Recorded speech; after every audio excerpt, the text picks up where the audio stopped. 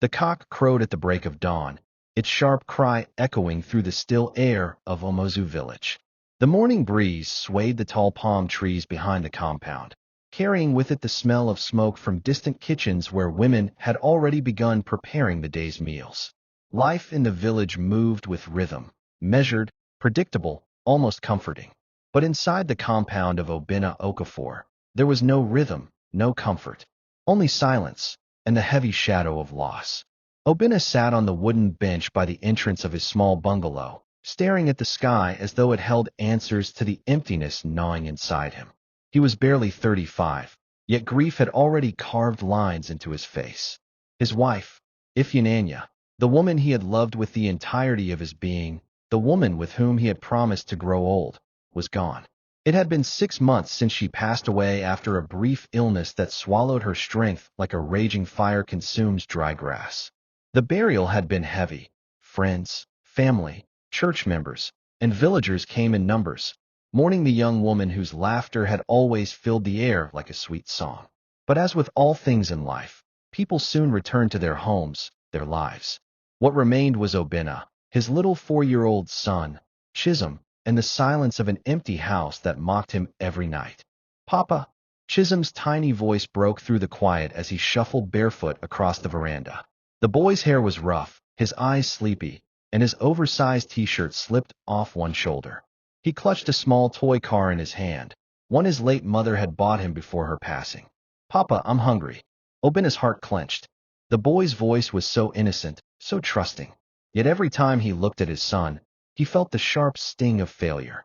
He, a man, could go out to farm, to trade, to face the world, but when it came to cooking a proper meal, bathing a child, or even weaving the simple plaits his wife used to do for Chisholm's hair, he was helpless. "Engwa, my son," Obinna said softly, standing to lift the boy into his arms. "Let us see what Papa can make today." But as he stepped into the kitchen, the sight of pots piled carelessly in one corner, and yam peels left unwashed from the night before, weakened him. He was not raised for this. Igbo men were raised to be providers, not homemakers. The burden was crushing him, slowly but steadily. That evening, as the Harmattan sun sank and the compound grew colder, Obinna's younger sister, Amarachi, came visiting. She was only 22, unmarried, and still living with their parents in another part of the village. She carried a small basket of vegetables and dried fish. "Naam, Obinna, you look like you are carrying the whole world on your shoulders," she said, her eyes moving from her brother's tired face to Chisholm, who sat quietly playing with sand. "This child needs care. And you too. You need someone to help you. How long do you think you can continue like this?" Obinna sighed deeply, leaning back on the bench. "Amara, do you think I don't know? Every night I lie awake asking myself how long I can endure. But what choice do I have? Ifyinanya is gone. The house is empty without her. My boy is suffering because of me. Sometimes I wish—" He paused, unable to finish the thought. Amarachi's heart ached for him. She had always admired her elder brother. He was hard-working, respected in the community, and had once been the pride of their late father. But now, he was a shadow of himself. "Let me come and stay with you," she said firmly, her voice leaving no room for argument. "At least until things get better. I will take care of Chisholm. Cook, wash, clean, even plait his hair. You don't have to do this alone, Obinna. Mama will understand." For the first time in months, Obinna felt a glimmer of relief. His shoulders loosened slightly, and he let out a breath he didn't realize he was holding. "Amara, if you can do this for me, for your nephew, I will forever be grateful." And so it was settled. Amarachi moved in a few days later with her small box of clothes and youthful energy. Her presence lit up the house again. Chisholm quickly grew fond of her. He would follow her about like a chick trailing its mother hen. She would sing him lullabies at night, cook steaming pots of jollof rice or okra soup, and make sure Obinna ate even when grief tried to choke his appetite. The villagers soon noticed the change too. People who passed by the compound now heard the sound of laughter again. Children from neighboring houses came to play with Chisholm. Even Obinna began to smile faintly at times, though the pain in his eyes never fully disappeared. But though Amarachi's care filled some gaps, the emptiness of losing a wife was a hole no sister could fully cover. At night, when the world grew quiet, Obina still lay on his mat staring at the ceiling, longing for companionship, longing for a woman to share his heart and his burdens. It was during one of those restless nights that he made a silent vow. I will not remain alone forever. For my son's sake, I must find a wife again. Little did he know that the vow would open the door to a whirlwind that would shake his life, his sons, and even Amarachi's, to the very roots. The market square in Omozu was always a theater of life. Rows of stalls, baskets of yams stacked like hills, women balancing calabashes on their heads, and the smell of roasted plantain mingling with the sharp scent of dry fish. It was here that Obina's fate took a turn he did not expect. It was a hot Tuesday afternoon when he set out with Amarachi to buy foodstuffs for the week. The sun burned mercilessly, beating down on the red earth, but the market was crowded as always. Amarachi moved ahead, bargaining with a fish seller, while Obina lingered near the clothing stalls, scanning fabrics with mild interest. That was when he saw her. She was standing by a stall, draped in a tight-fitting red gown that clung to her body like it had been stitched with magic. Her skin gleamed like freshly polished bronze, and her lips, painted a shade of red that matched her dress, curved into a smile that could disarm the strongest of men. She had an air of boldness that set her apart from the village women. Her laughter was loud, careless, yet inviting. Obina found himself staring, unable to look away. "Via, fine man," she called when her eyes caught his. Her voice was smooth, confident, as though she had known him all her life. "Why are you looking at me like that? Have you forgotten something?" The directness of her words startled him, but he chuckled awkwardly. "Enemy, I have not forgotten anything. Maybe I was only admiring the color of your dress." She tilted her head slightly, her earrings swinging like little bells. "So you admire red, eh? That means you are a man of passion." Her boldness was unlike anything Obina had encountered. His late wife, Ifyananya, had been soft-spoken, modest, always lowering her gaze in public. But this woman, this stranger, was fire, and something inside him, long buried under grief, stirred to life. "My name is Obina," he said, stepping closer. "Ijeoma," she replied with a smile that seemed to brighten the market. "But my friends call me Joma." "And you, Obina, where have you been hiding? A man like you should not walk around unnoticed." From a distance, Amarachi watched the exchange with narrowed eyes. She was still haggling with the fish seller, but she could see her brother's posture, the way his face lit up, the way he leaned slightly toward the stranger in red. Her heart tightened. It was too soon. Too soon for her brother to be smiling at another woman when Ifyananya's grave was still fresh. That evening, on their way home, Amarachi broke the silence. "Obina, who was that woman you were talking to at the market?" "The one in red." Obina smiled faintly, as if recalling a sweet memory. "Her name is Ijeoma. She is different. She has this energy about her, Amara.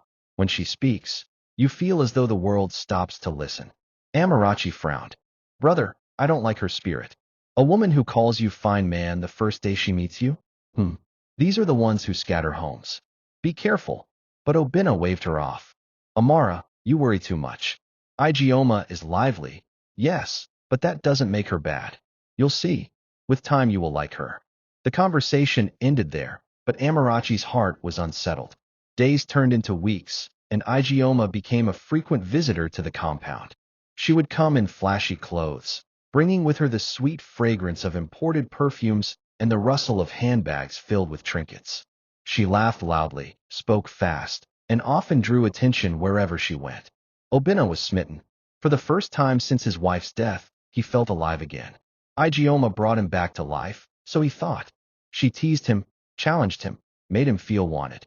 But Chisholm, the little boy, did not share his father's excitement. Every time Ijeoma bent to greet him or tried to pat his head, he would shrink away, his small lips pouting. One evening, after she left, Chisholm tugged at his father's trousers and whispered, "Papa, I don't like that auntie. She looks at me with bad eyes. Please don't marry her." Obina laughed it off, thinking it was childish jealousy. "Nwam, you are only saying that because you miss your mummy. But one day, you will see, you will like Auntie Joma." But Chisholm's words lingered in Amarachi's ears like a warning bell. She too had noticed the way Ijeoma frowned when she thought no one was watching, the way she scolded Chisholm sharply whenever Obina left the room. One afternoon, Amarachi caught her snapping at the boy when he accidentally spilled juice on her dress. Small idiot, Igioma hissed under her breath, yanking the cup from his hand. If you spoil my clothes again, I will deal with you. Chisholm's eyes filled with tears, but before Amarachi could intervene, Obina walked in. Igioma's expression instantly transformed into a sweet smile. Oh, Obina, your son is so playful. He reminds me of my younger brother. Obina, blinded by love, saw nothing wrong. The village began to buzz with whispers. Some said Obina was rushing too quickly into another marriage. Others said Igioma was too sharp, too flashy for a man like him. But Obina was deaf to it all. His heart, once frozen in grief, was now burning again, and he refused to let anyone quench the fire. So when he announced, barely 3 months later, that he was marrying Igioma, the compound erupted with mixed reactions. Amarachi tried to reason with him one last time. Brother, listen to me. That woman is not who you think she is. Chisholm doesn't like her. Even I do not. She is not homely. She doesn't have the patience of a wife. Please, don't be blinded. Obina's jaw tightened. Amara, I know you mean well, but you are letting your imagination run wild. Igioma is the woman I want. You will understand when she becomes your sister-in-law. His words cut deep. Amarachi felt powerless, watching her brother walk straight into the lion's den. And little Chisholm, sensing that no one would listen to him, withdrew into silence, his tiny heart heavy with fear. The wedding preparations began. But far away, hidden beneath the surface of this dazzling love story, a secret was waiting to explode, a secret that would change everything. The sound of drums echoed across Omozu as the day of Obina's traditional wedding drew nearer. From the compound of the Okafors, women's voices could be heard singing, their laughter carrying into the night. Palm wine tappers supplied fresh gourds of sweet drink, and the aroma of roasting goat meat filled the air. The villagers, curious and excited, looked forward to the grand event. Obina, dressed in white lace and a red cap, carried himself with renewed pride. For the first time in years, he walked with a spring in his step. People whispered that love had revived him, that Igioma had breathed life into his wounded heart. But behind the glitter of the celebration, a secret lay hidden, one that even Obina could not have imagined. Igioma was not an only child. She had been born a twin. Her sister, Ataku, had been her mirror since birth. They were identical in every physical feature, the same almond-shaped eyes, the same full lips, the same radiant skin. But their characters were night and day. While Igioma was fiery, sharp, and reckless, Ataku was calm, homely, and deeply respectful. She was the kind of woman who would rise before dawn to sweep the compound, cook for the household, and still have a gentle word for everyone. Where Igioma loved the noise of parties and the excitement of men's attention, Ataku preferred the quiet of home, the joy of reading, or simply sitting by her mother's side. Their mother often shook her head and said, "Inini, the gods did not make you two alike in spirit. One is the palm wine, sweet and intoxicating. The other is the water, pure and life-giving." But in public, no one could tell them apart. Villagers often mistook one for the other. It was a gift, and sometimes a curse. 3 days before the wedding, Igioma received a phone call. The man on the other end had a foreign accent, deep and rich. He was a business associate she had met during one of her outings in Enugu. He promised her wealth, trips abroad, and gifts beyond her imagination. He was flying in that weekend, the same weekend as her marriage to Obina. The temptation was too strong. That night, in the privacy of their shared room, Igioma turned to her twin. "Ataku, you must do something for me. Only you can help me."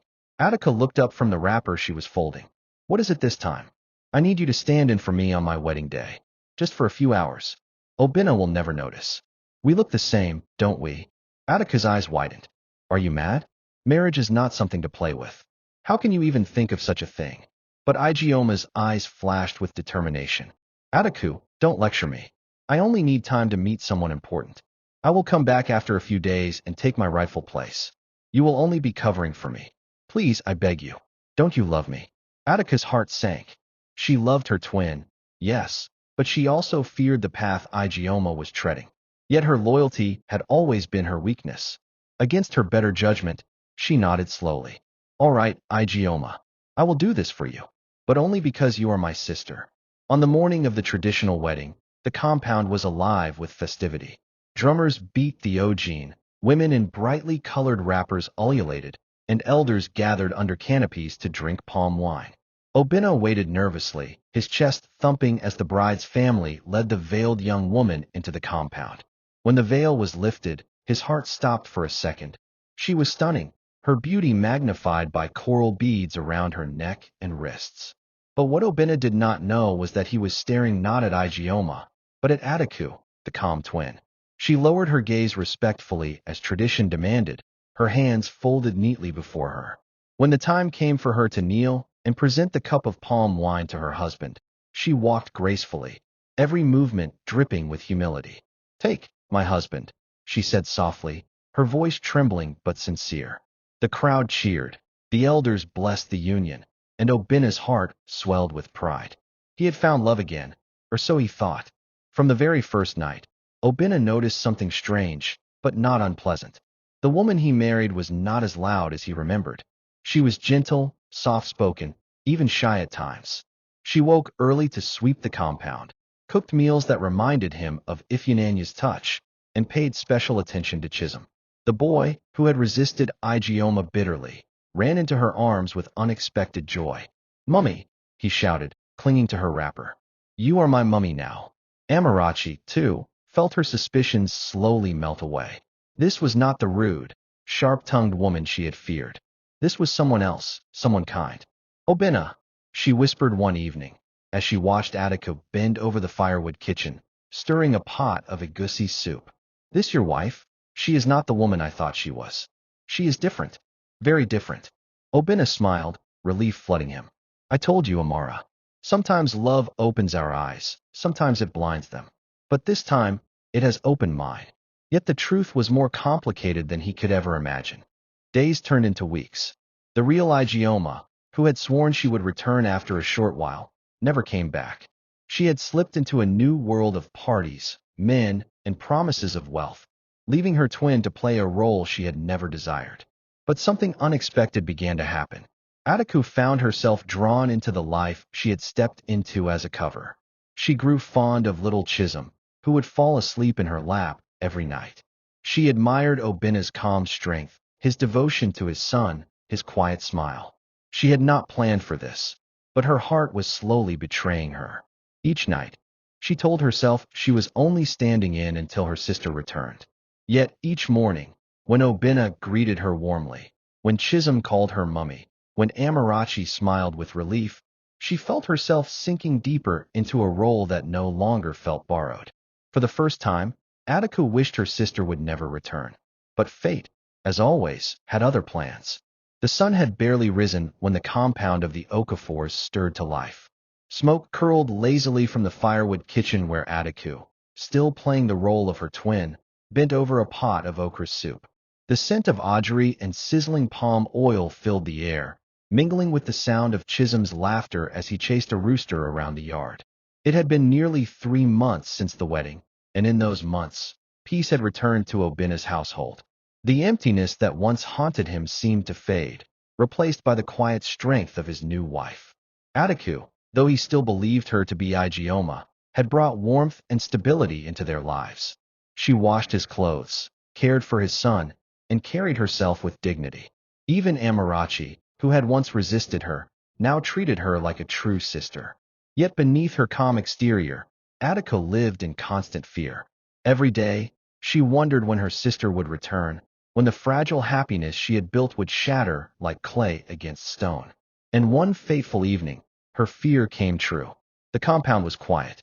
The evening air was cool, the moon hanging low over the palm trees. Attica was inside, folding Chisholm's clothes, when the front gate creaked open. Obinna, seated on the veranda, looked up and froze. There, standing in the doorway, was his wife. At least, the woman he believed to be his wife. She was dressed in a short, glittering gown, her face painted, her hair in wild curls. She dragged a small box behind her, her heels clicking against the cement floor. "Ijeoma!" Obinna exclaimed, standing abruptly. Attica's heart dropped. Her twin had returned. Chisholm, sensing the tension, clung tightly to her wrapper. Amarachi came out from the kitchen, her eyes widening as she saw the stranger. But the greatest shock was yet to come. The woman in the doorway sneered, tossing her box aside. Obinna, don't look at me like that. I know I have been gone, but I am back now. Let's stop pretending. Obinna blinked, confused. What do you mean? You are already here. Inside. With me. The Raz twin, true Igioma, laughed harshly. Inside. With you? That is not me. That is my twin sister, Ataku. She was only covering for me while I went to handle my own business. Did you really think I could waste my life being tied down in one boring man's house? The words fell like thunder. Ataku's hands trembled as she held Chisholm tighter. Her secret was laid bare. Amarachi's mouth fell open. Twin sister. Obinna turned slowly to the woman beside him. Ataku, his eyes searching, demanding answers. Her face, pale with shame, confirmed the truth. Rage coursed through Obinna. You mean, all this while, the woman I married was not the one I thought she was? Igioma smirked. Don't look so shocked. It was never that deep.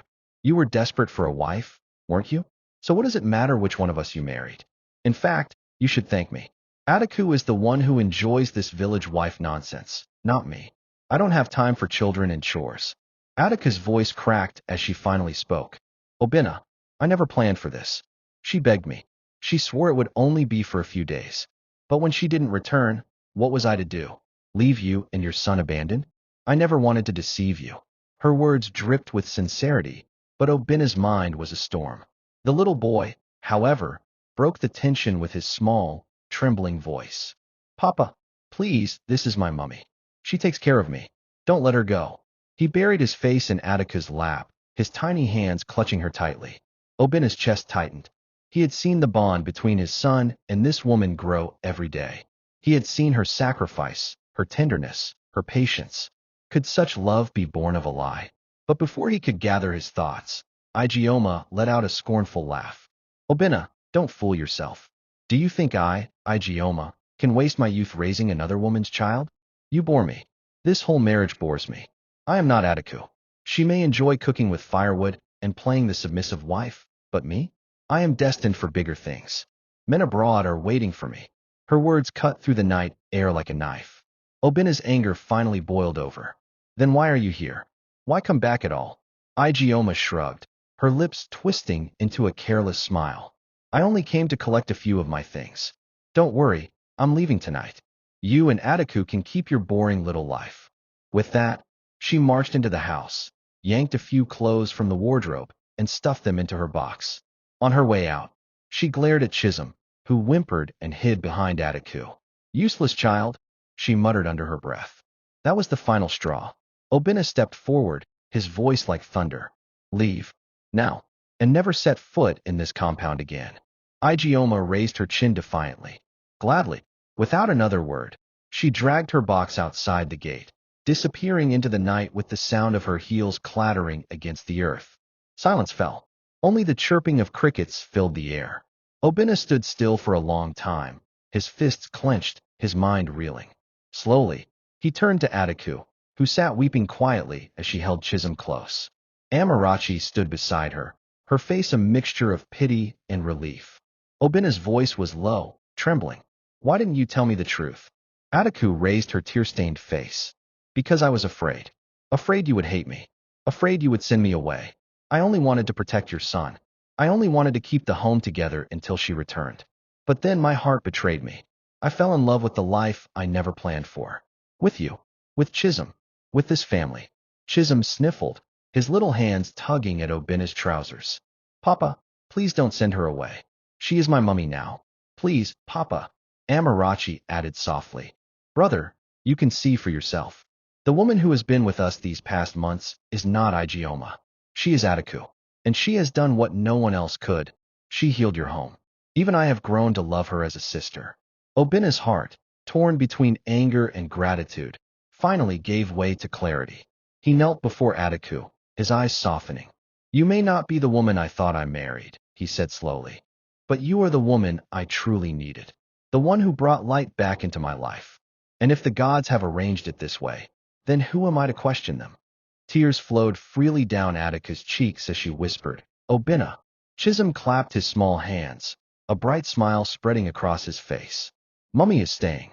Mummy is staying. For the first time in years, laughter returned to the compound.